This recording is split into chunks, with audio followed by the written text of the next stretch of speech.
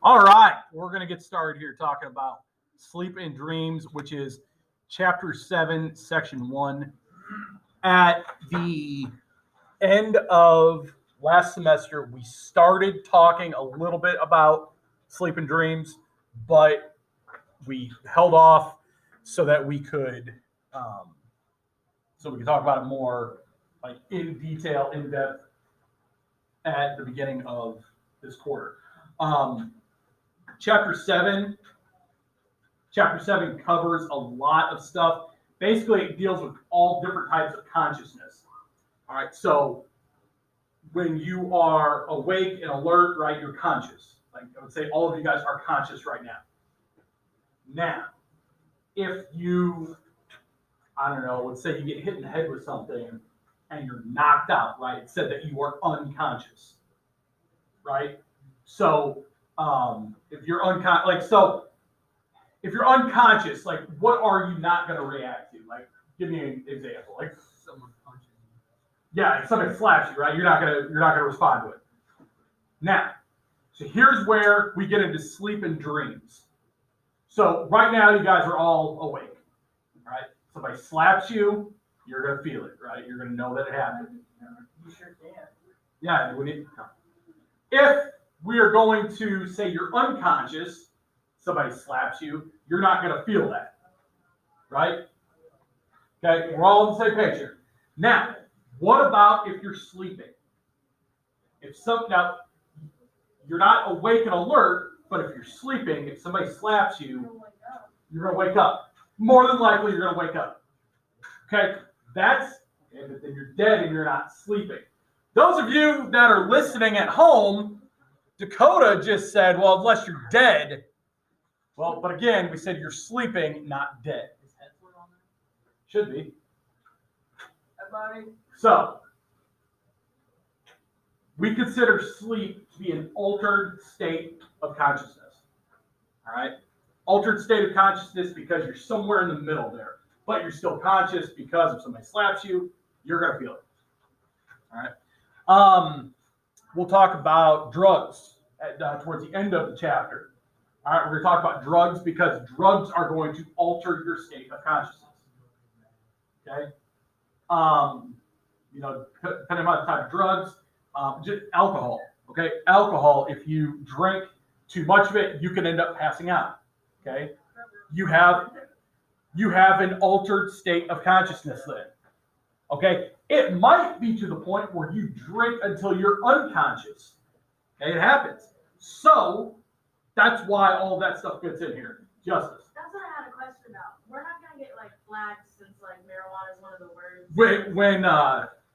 When we go through, was that one of them on the illustrated dictionary? Yeah. I didn't let them know, that was going on. But when we get into the drugs one, you guys are going to be doing research on that, and I'll let Mrs. Adam and Dr. Rossmiller and Mr. Beaning know. And then usually we had that in current events. Somebody was looking up, like multiple people were looking up something on, there was a shooting or something. And it flagged so many people for thinking that they were going to go plot something against the school. And it's like, literally, this was a big event that just happened. And okay. So let's look at this here. We're going to look at why we sleep. All right. Does anybody know the answer? Does anybody know the answer to why we need sleep? Or why we dream?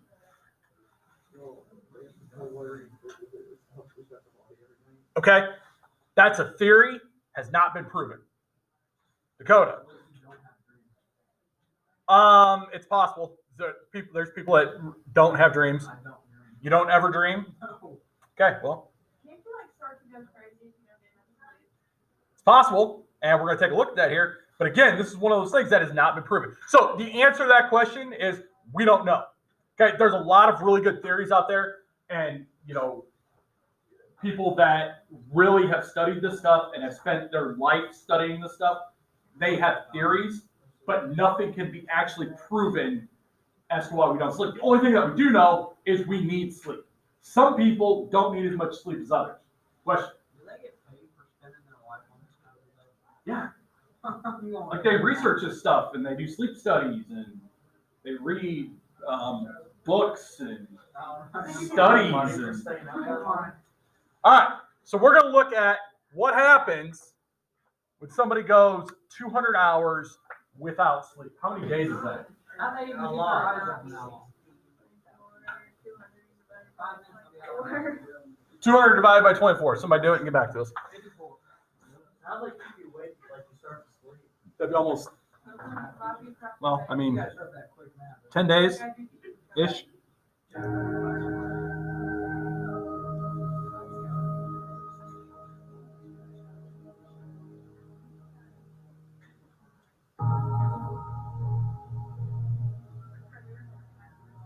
New York, January 1959. Can everybody hear it? Scene of the most daring sleep deprivation experiment ever attempted. Disc jockey Peter Tripp decided to raise money for charity by staying awake for 200 hours, 8 days and nights. If successful, it was to be the longest period of uninterrupted wakefulness ever recorded. I don't think anyone thought Peter Tripp was going to stay awake more than 2 or 3 days. Have you ever tried to stay awake before an exam for one night? It kills you. Well, 8 days is impossible. Pardon me. In 1953, Johnny West had been a young psychiatrist working at a U.S. Air Force base in Texas. He treated a group of American pilots who had been captured by Chinese communists in the Korean War. The Chinese had tortured the prisoners by preventing them from sleeping. I felt that some of the Air Force POWs had not recovered their former personality function after they returned. They told me that they weren't themselves. On January 20th, 1959, Tripp launched his attempt to break the world record for sleeplessness. To maximize publicity for the March of Dimes charity, he broadcast his show from a studio in the middle of Times Square. He was a very cheerful, upbeat guy, and that's what we observed at the very beginning. He called himself Mother's little curly-head boy. And away he went. He would spin his records not 4 hours a day, but 24 hours a day, and he would chatter and answer his phone calls and do the whole disc jockey's shtick. While New Yorkers listened in their millions, the doctors kept Tripp under constant observation. As the hours mounted, it became harder for them to keep him awake. When studies of sleep deprivation are done, I always wonder what measures they took to keep the person awake. Because when we studied Peter Tripp, that was our objective, to make absolutely certain that he stayed awake, and we did. I had the graveyard shift. From midnight till 8 o'clock in the morning, I had my eyes focused on that guy because after 2 or 3 days, you can imagine that he wanted to play games. You know, he didn't want me to look out the window so while he catnap a few seconds. We never did do that. We wouldn't let him do this. He would say, "Now just to go to the bathroom a few minutes," and we said, "Oh, we're going to go to the bathroom with you." Oh, he was mad in a sense, but finally we said, "Look, if you got the bathroom and sit down, you're going to go to sleep, don't you know it? And the whole experiment's over." Oh, he said, "Okay." So as inconvenient and as awkward as it was, we were with this man constantly. By the third day, Tripp's behavior had begun to change. He was abusing everyone around him, even his barber, who he'd known for years. Peter began cursing the barber, really being terrible to him and insulting him, and the barber cried. He didn't understand this. He began crying when Peter cursed him.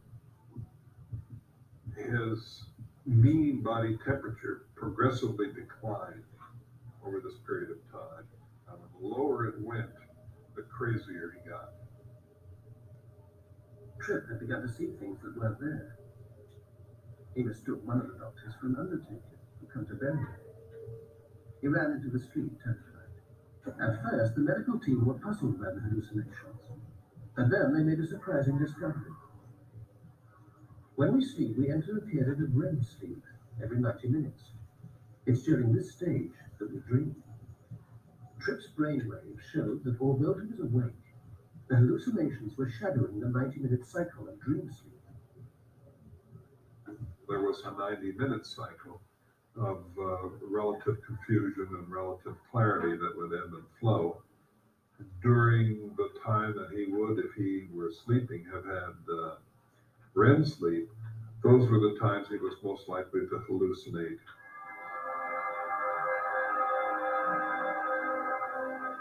It was as though he were having dreams, and some of them with even a nightmarish quality, even though he was awake. Mr. Degarmo? Yes, he began seeing spiders in his go ahead. shoes. And he talked about it, was fearful of this. He actually could see these spiders in his shoes. He'd take off his shoes and look inside them and say, those are spiders. See those spiders in there? If you're seeing and hearing things that aren't there while you're awake, you're mad. If you're asleep, you're normal and having a dream. So it's the question of whether you're awake or asleep that makes the difference. And in his case, since he wasn't allowed to sleep, it's as though his normal dreaming pattern began to show itself. As the 200-hour drive approached, West and Cornelison became increasingly concerned. On the very last night, he was so far out of it that we were hard pressed to keep from calling an end to the whole thing. But by that time, we were ourselves pulling for it to make it to the end. And we thought that, hey, we're psychiatrists and physicians, we'll keep this guy going and on his feet, even though he's crazy as a loon. After staying awake for 201 hours, Tripp finally went to bed and slept for 24. When he awoke, the delusions had gone. At first, he felt that he was unaffected, that he was back to normal, perfectly normal again. But his wife didn't think so. And in fact, their marriage started to go bad after that, and they ended up getting divorced. The man I saw the first morning that he began this, when he was waving everybody through the class windows and smiling and laughing and joking with us, after the 200 hours had become a changed individual. So they ruined his life. Well, pretty much. And, that goes back to like what we talked about. Why do we need sleep? Why do we dream? We don't know exactly why. There's a lot of theories, and we're going to go through those theories in here. Okay, but we don't know why. The only thing we do know is we definitely need sleep. All right, because we see what happens if somebody's got to stay up for that long. I'll put this up here if you want to start writing this. Then I'll explain it here in a second.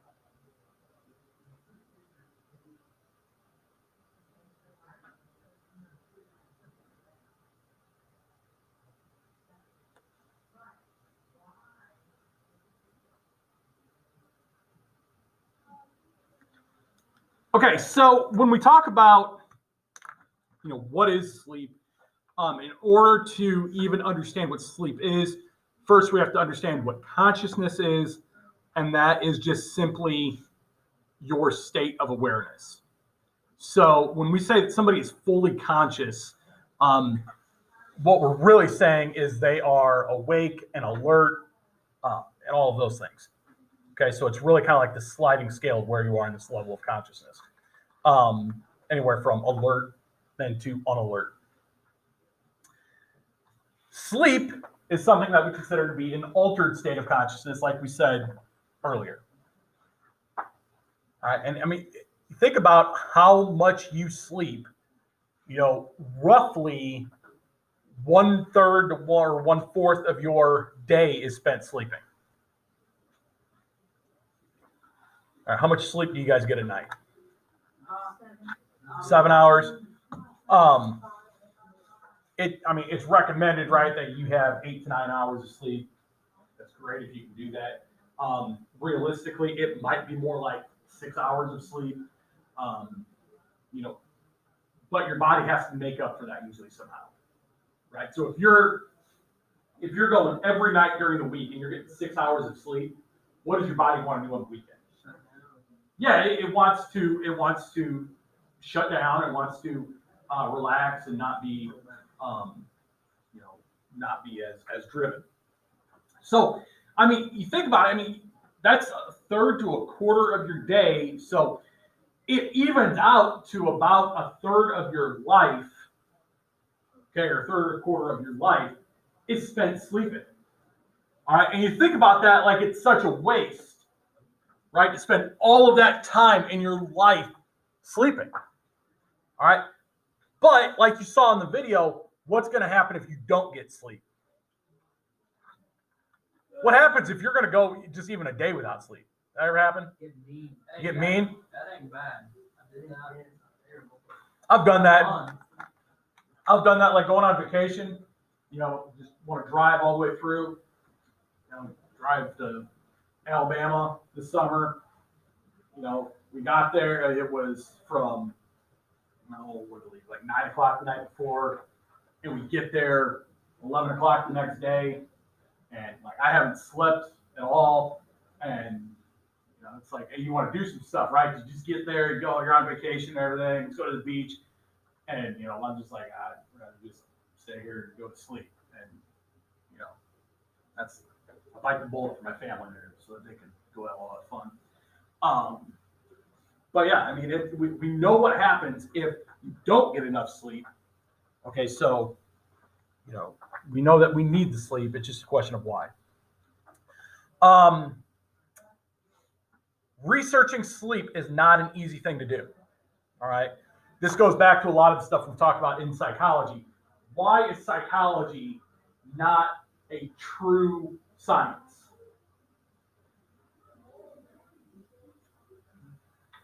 Social science. Yes, it's a social science. Why is it a social science and not a true science? What is it missing? Do we have many definitive laws and principles in psychology? No. Why not? Because it ranges all over the place. Yes, when we're dealing with the human brain, we can't cut into the human brain, especially not when somebody's living, because you probably get sued for that. We can't just cut into it and be like, oh yeah, this is what they're thinking. All right, we can't do that. What we can do when it comes to sleep is we can use an EEG machine. And your book, I think, says what EEG stands for. It's really not important. But what that does is it records the electrical brain activity for, while you're conscious, right? And it's going to look like, they're called sleep spindles. And we'll take a look. I've got it on a picture on another slide. But essentially, it's things that look like this. And then they'll measure the distance between these spindles, because sometimes they'll be like this and then they'll go back like this. And each of these means something else, and we find them during different times. When you're dreaming, all right, it's going to look actually just like if you were awake. All All right, but we know that you're dreaming. So we could tell based on the EEG machine or EEG testing.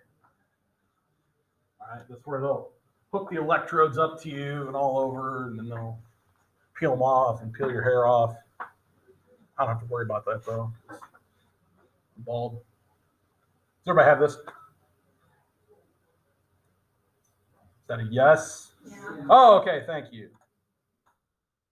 So then why do we sleep? We're unsure exactly why people sleep. There's many theories. All right. Ashton, you said like the restorative properties. Absolutely. I think there's merit to that. I don't just think that. There's people that, study this stuff for a living that believe that there are, restorative properties. When you sleep, it's like recharging your batteries. And it just, you go through the entire day, you could be physically exhausted, you could be emotionally exhausted, you could be mentally exhausted, all of that stuff, right? We know that it's not just like your body that's physically tired. Like, you'd be doing something like really hard and like mentally, it's like, okay, I need a break from this. Well, sleeping, it is believed, can have a restorative property to where it's going to recharge its batteries to where you're going to go back to feeling more like normal. Primitive hibernation. We sleep to conserve energy. All right. Humans and other mammals. We'll take bears, for example. Humans and bears, they actually are going to sleep for about the same time. Okay, what do we know that bears do during the winter? They hibernate.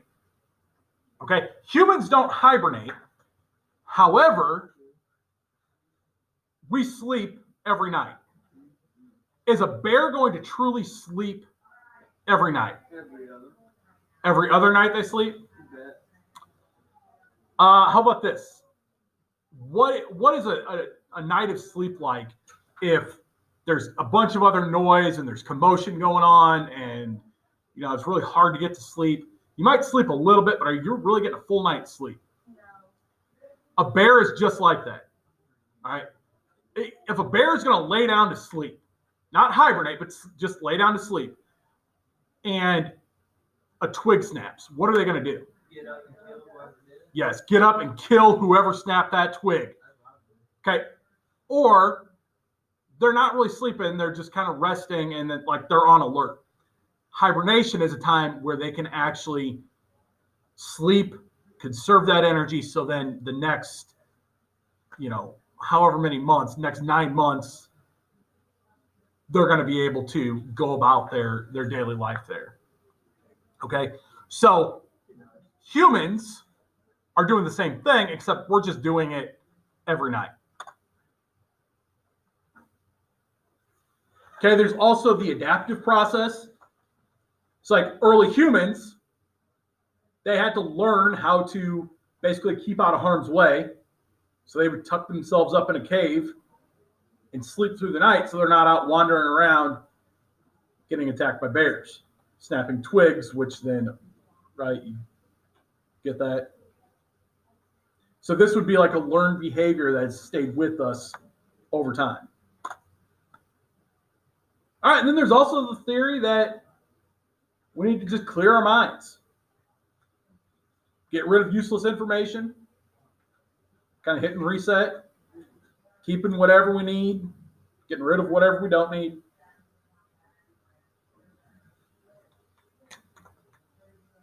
Now, you say, which one of these is the reason that people sleep? Well, all 5 of these, and there's other theories too, but all 5 of these are theories that psychologists and people that truly are they're spending their lives studying why people sleep. Okay, these are the theories that they've come up with, or these are 5 of the theories that they've come up with. Now, does it mean that if you agree with the restorative properties, I'm sorry, there's 4 theories here. Does it mean that if you believe in the restorative properties that you can't believe that it's to clear our minds or part of the adaptive process? No, it could be a combination of many different things. All right.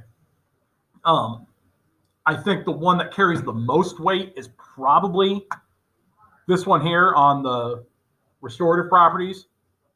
But again, that doesn't mean that other ones are not good theories as well. All right, let's talk about stages of sleep. These are the sleep spindles that we talked about with the EEG machine. If you notice when we are awake, what the spindles look like, and then during REM sleep, this is a period of time where most of the time we're dreaming. If you look at REM sleep, they look about identical, right? Get either a thumbs up if you get it, thumbs down if you don't get it, thumbs up or shake your head. Shake your head no. Okay, thank you. All right. So we're going to go through these.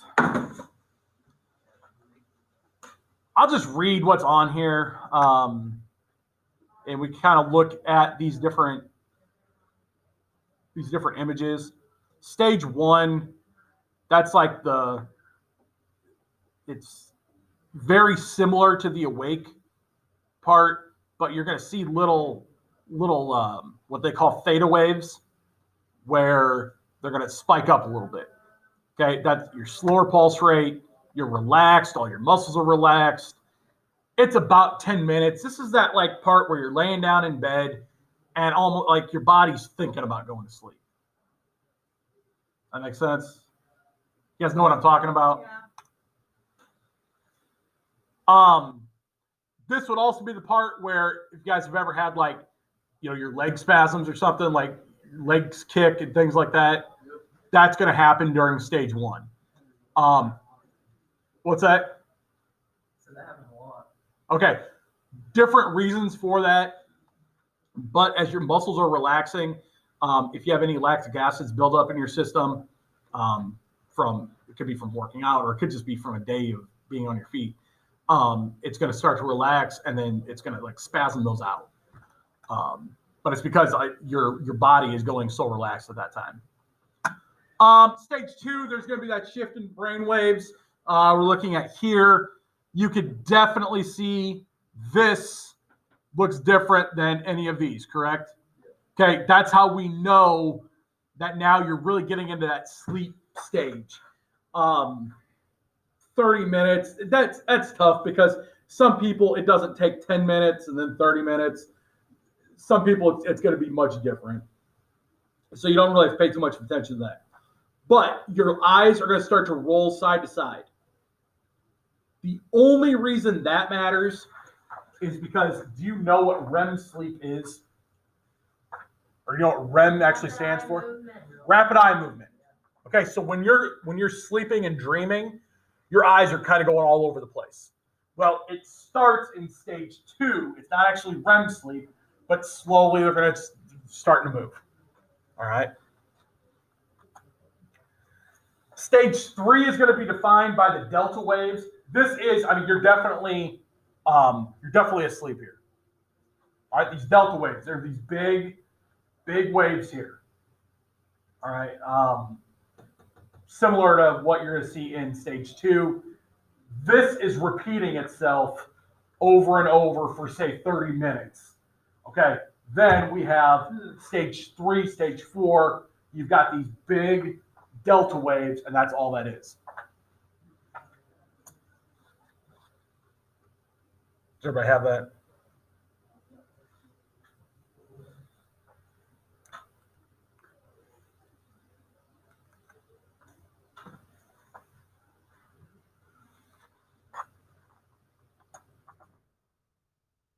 Stage 4 is going to be deep sleep.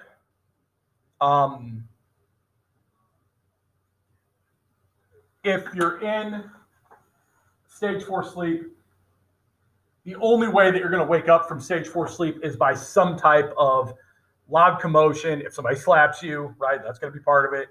But when you wake up from stage 4, you're probably going to feel disoriented. I should say when you're woken suddenly from stage 4.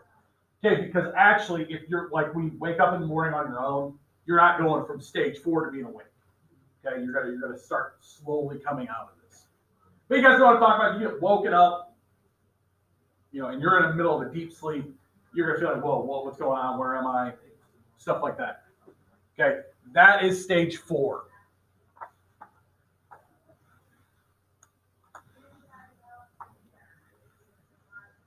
Okay, and then we have REM sleep, which we don't call it like stage 5 or anything, because you're going to go in and out of REM sleep. REM stands for rapid eye movement. We don't call it REM sleep because then people confuse that with the band. You guys probably don't know what REM is. Anyway, this is the deepest level of sleep. This is when most dreaming is going to take place. Some argue that all dreaming takes place in REM sleep. For us, it doesn't matter if it's stage 4 REM sleep. It doesn't matter, right? You're dreaming, it's going to be during deep sleep. Okay. Some people say that, like, we know that people can dream during stage 4. There's just people that argue, well, it has to be REM sleep if that's the case. It doesn't matter. But REM sleep this is the time where you're definitely going to be dreaming. You are deep sleep. Your body does anybody know what happens to your body when you get into REM sleep? Nobody? Doesn't it like stay still and then your eyes just move back? Yes, your body essentially paralyzes itself. Okay, and your body does that because your dreams are going to be so vivid that you don't want to actually go and act out your dreams. Okay, sleepwalking is different. We'll talk about sleepwalking. Night terrors, same thing. We'll talk about that later. But your body is protecting itself so that it doesn't get up and go do something that's going to end up harming itself. All right, so when we talk about REM sleep, it lasts for about 15 minutes at a time, and that could be debatable. We do know, though, that about every 90 minutes, and they talked about that in the video that we saw, every 90 minutes or so, we are going to experience REM sleep. Okay? And it's going to be about 25% of all of our sleep is actually going to be REM sleep. We are going to stop here, and tomorrow we'll talk about how much sleep we actually need, and we'll talk about sleepwalking, sleep talking, and all that cool, fun stuff there. Anybody have any questions over any of this? Yes? It's not really a question, but a while back there was an experiment called the Russian sleep experiment. Yes. The 30-day trial. Yep. If I just There's a YouTube video on that, and I think at some point we are going to actually take a look at that because there's a lot of stuff. I mean, talk about like torture and stuff, messing with somebody's sleep. I mean, that's some serious stuff because, going a night without sleep, okay, you can handle it. You go 2 nights without sleep. You start getting much more than that, and I mean, it's your mind is begging for sleep, and it's going to do about whatever it can to try to trick your body into that. So the Russia sleep experiment, I mean, that's like, go back to the Peter Tripp experiment. You could not do that today. I mean, because it's not healthy. You can't do an experiment that's going to put somebody at danger. The Russia sleep experiment, same thing. It was Russia and it was actually Soviet Union, I think, at the time. You can't do that kind of stuff. I mean, it was prisoners. Right. Well, right. But now we're supposed to treat prisoners a certain way. They didn't really care at the time. Justice. Isn't sleep paralysis also where your body doesn't move or something like that? Yes. So part of that is because this happens during REM sleep, and that's kind of what we're talking about. But I don't know if it's ever happened to anybody. I've never experienced it, but every year I have people that say they have, where like you wake up at night and you can see, but you don't feel like you can move your body. Anybody know what I'm talking about? Okay. It's totally normal. Okay. It's just your body hasn't fully caught up with like the REM sleep. So your eyes are opening before they should. And I would imagine it's a freaky experience, but it's really not that big of a deal because eventually, your brain and your eyes and everything else is going to sync up again and everything's fine. But yeah, like I said, I've never actually experienced it, but I can only imagine that, it's like, hey, my eyes are awake. Why can't I move? So, but yeah, very normal. Now, if it's happening every night, maybe that's not normal, but no, it happens. It happens to people quite a bit. Maybe not like everybody, but like I said, every year there's always a couple people that say, yeah, I've experienced this. So you can rest assured that your psychology teacher said it's normal. All right. So tomorrow, we'll do the same thing what we've done today. Just doing the video of explaining the notes,